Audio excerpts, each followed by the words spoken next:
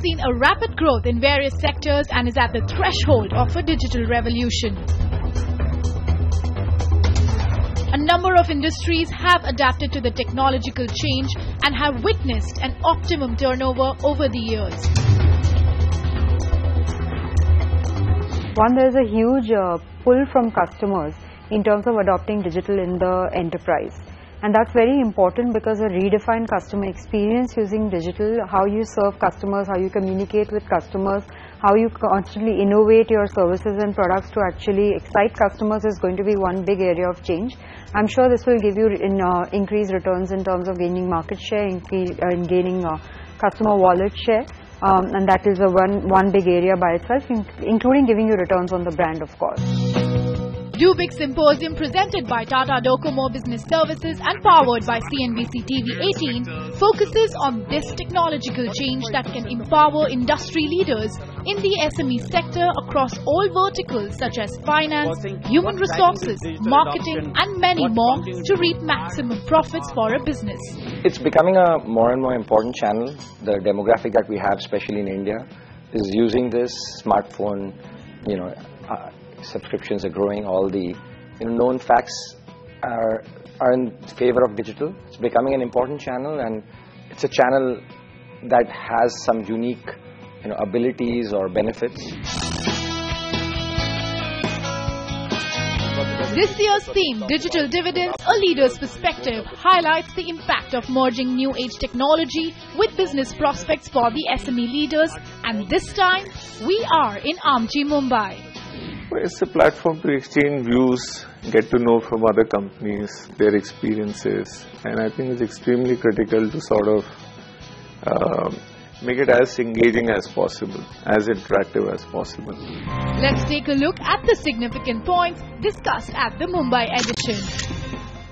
Welcome to the Do Big Symposium 2016, presented by Tata Docomo Business Services and powered by CNBC TV 18. Through this multi-city platform, it is our endeavor to bring both experts and industry leaders together to interact and discuss the potential of this digital era that we live in generating maximum business gains for SMEs. So we have one such expert amongst us today who will kickstart the proceedings this evening on a high note with nearly 30 years of experience in both pharma and FMCG sectors. Please welcome on stage Mr. Annaswamy Vaidheesh.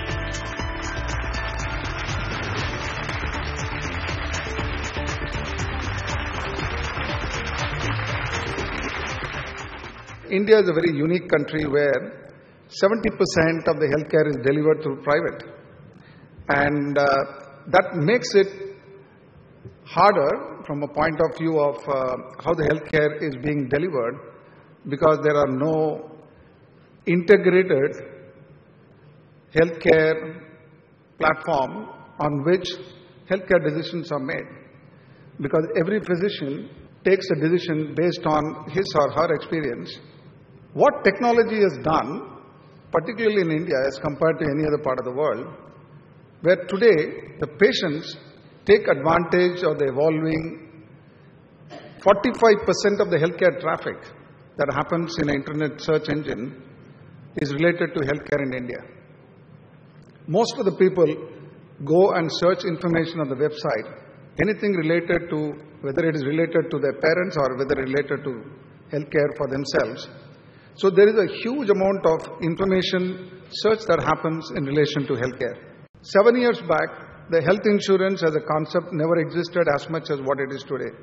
2006, it was 3,000 crores is the premium on health insurance.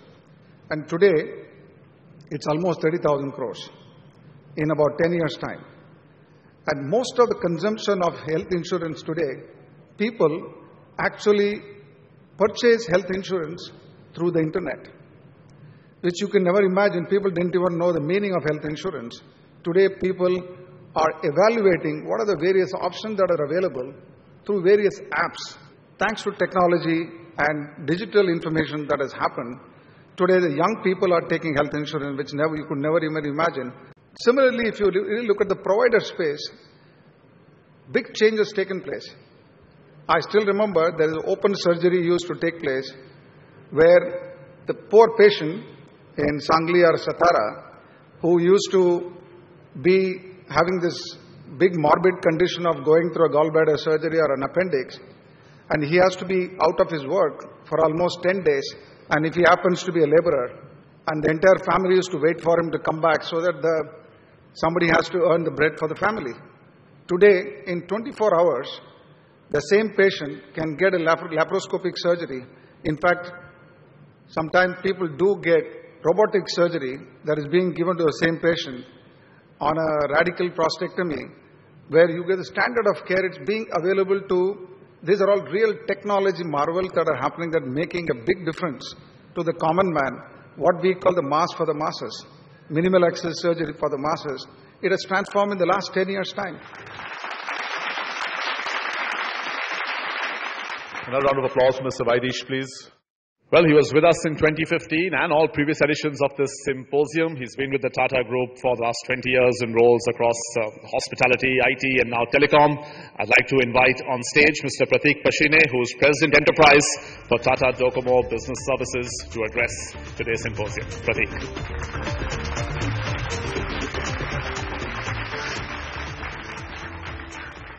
Companies across sectors are defining what their vision is, what role digital plays, and also what is the key driver that is driving this digital agenda. Is it operational efficiency? Is it my customer experience? So fine, I am now going to drive my digital agenda. I've created a separate company.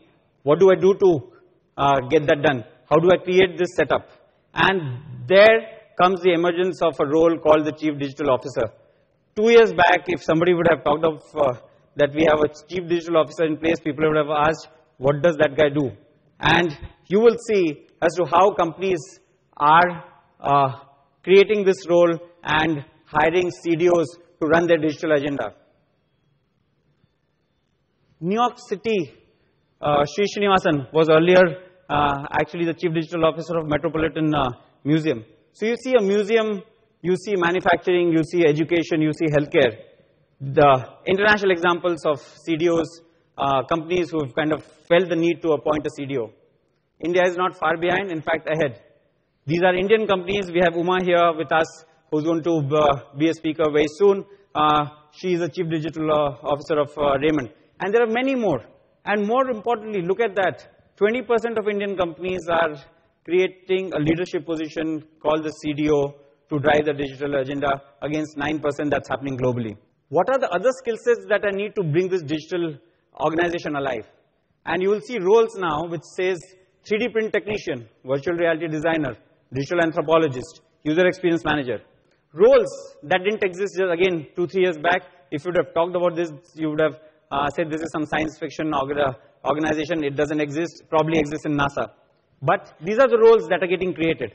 And if you think it may not be that true, maybe it's too far-fetched, let's look at the hottest jobs that are getting defined by LinkedIn. LinkedIn identifies 25 hottest skills that are fetching dollars worldwide.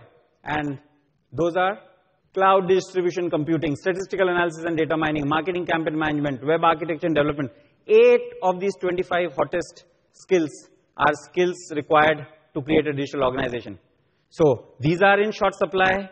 These are the jobs that will shape, create a digital organization tomorrow. Pratik has thrown the gauntlet in terms of, as we say, eating your own dog food, which is technology guys should use technology, not just talk about it. So we're going to, if he's set the agenda, I'm going to ask the audience to join in as well. So our first question of the evening, which we'd like you to give us an input in. Do you have a digital vision and a strategy that is both communicated and known to all employees? Simple answer, yes or no.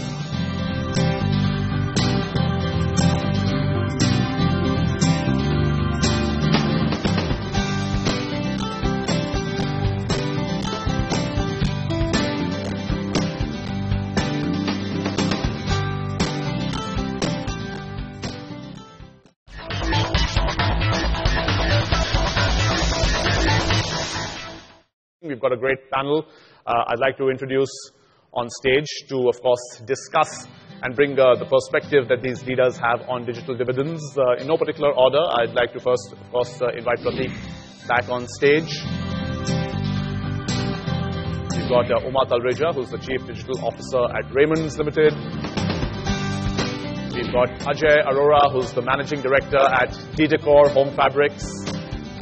And we've got Kamal Gyanchandani, who's the CEO of PVR Pictures and also Chief of Strategy at PVR Limited. A round of applause for our panelists. Okay, my first question is to Uma, of course.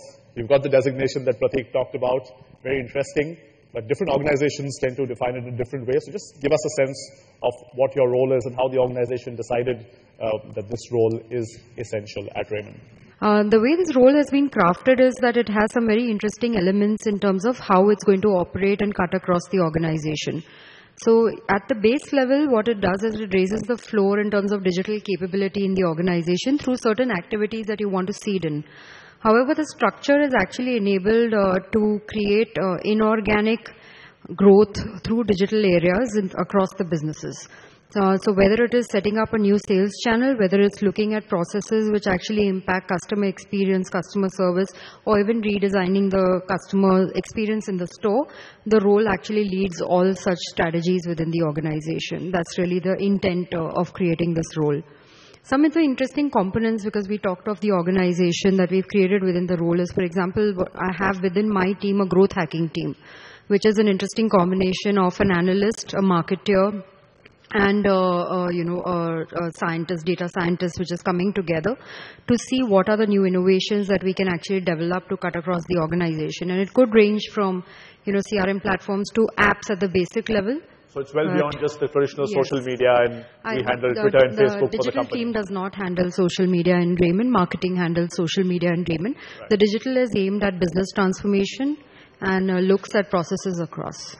Ajay, traditional business, we heard Prateek talk about people associating digital with the new age startups of the world. But you guys have been doing some phenomenal stuff, you were telling me earlier, both at the shop floor level and at the customer-facing level. Just give us a sense of your journey over the last 20 years. You've grown your business almost 100 times. Very, very impressive. Give us an overview. We credit a lot of our success to relying on digital stroke, what was earlier called IT. We've been using it in the traditional sense for CAD and CAM at a certain stage in the early days. Then moved on for supply chain management, running robotic warehouses, putting up a web portal for B2B customers, and then now graduating to talking to the consumer, changing the experience. Kamal, movie business at one level, very cutting edge in terms of adopting technology ahead of time. At one level, competing with the Netflixes of the world. Should I watch it streaming or should I go to a movie theater? But yet we all love the apps that let us book our tickets online. So you've got sort of technology in different contexts to use. How do you balance all this? How do you see the immediate future panning out? Film business has been rapidly transforming itself to adapting digital technologies. At the back end, at the upstream, I'm on the exhibition side, so we run multiplexes, we also do distribution. But at the upstream side where we produce films, we use digital cameras, so we don't have any raw stock or any sort of reel. It's all shot on digital cameras. We put it on digital files, we send it to cinemas, we ingest it into a server and it plays back onto the screen. So there is no reel as we used to have in the traditional world. And I guess this is not just true for film business, but any sort of television business and of course digital platform. Content is now fully digitized on all platforms. But today we are seeing with this, some people have dubbed it JAM, which is Jan Dhan, Aadhaar, mobile, the whole India stack with UPI and stuff coming in. It almost seems as if the ecosystem is now in place for it to really go mainstream. So are you seeing, people sort of gearing up for this, taking advantage of this?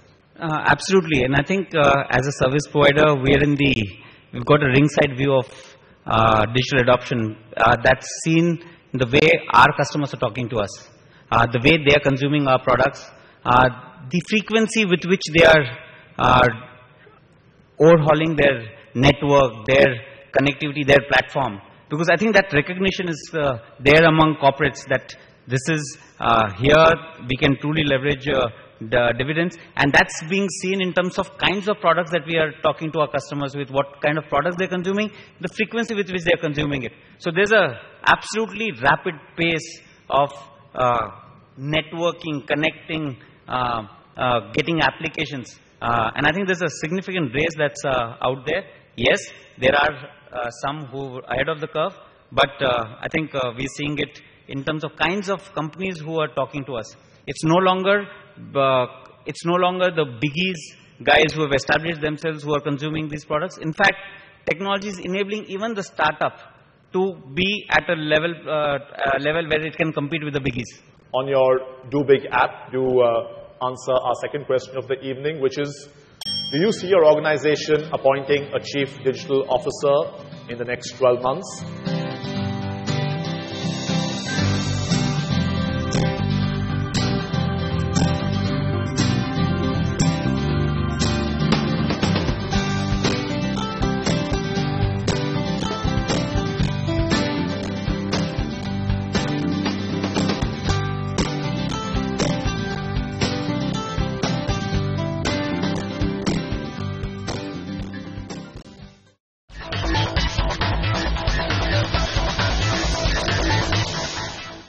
Any questions for any of our panel members? Yes. My question to Uma especially, how is our relation with the CIO of the company? So what is your designation at the company, sir? I'm CIO. There you go. So, tough war. If I'm not mistaken, our IT head is in the audience, but I'm not very sure he was supposed to be. It's excellent. We work hand in hand, and I don't think there's a day that we don't sit together and share with each other what our plans are, what we are implementing, what we can assist each other with, what we don't need each other for as well. Yeah. Have you guys started considering entrepreneurship seriously? Like, I know that companies, especially medical ones in America, they will literally try to coax executives into becoming entrepreneurs by offering $1 million prizes. Like, you get $1 million grant within the company to start your own cell based around a special project. So I think the fourth person who's going to be the next big person is the director of special projects. Or director of innovation, Yeah. chief innovation officer. I think the way we are approaching this is, we are calling it Engine 1.0 and Engine 2.0. So Engine 1.0 is your current business. Engine 2.0 is new business models, new ideas. And we're actually using, the best people in the company to go on and start driving Engine 2.0.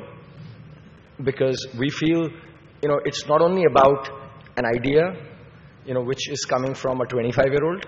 It's also about the sum total of experience that is required to convert a new business model into profits and growth.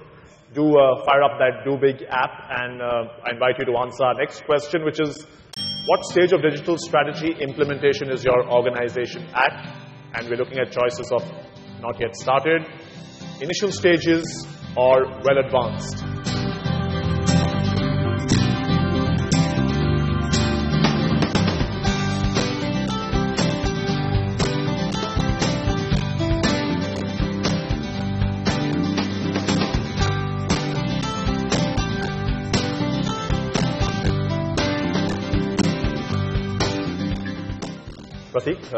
Net challenges, bumpy road, but no option anymore because customers demand it, competition is pushing you in that direction. It's the future. Absolutely. And since there are no blue books which you can refer to, I think I encourage our customers, CXOs, CIOs to talk to one another to learn best practices. Consumers are dictating it. Consumers are sort of telling businesses to adopt digital technologies in order to make the whole experience seamless, convenience, give them more choice. And I think companies who recognize this signal from the consumers would probably change their business models, the way they monetize their services and reap dividends, and companies which don't would definitely suffer. Thanks so much. Thank you to all our panelists today for a great session. Let's have a round of applause for them.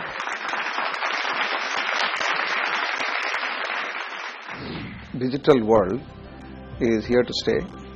Earlier we used to think of digital as another tool in our real world, but actually today has become a digital world where we need to figure out how we are going to participate. We keep talking about digital dividend. Actually, the dividend is already exists.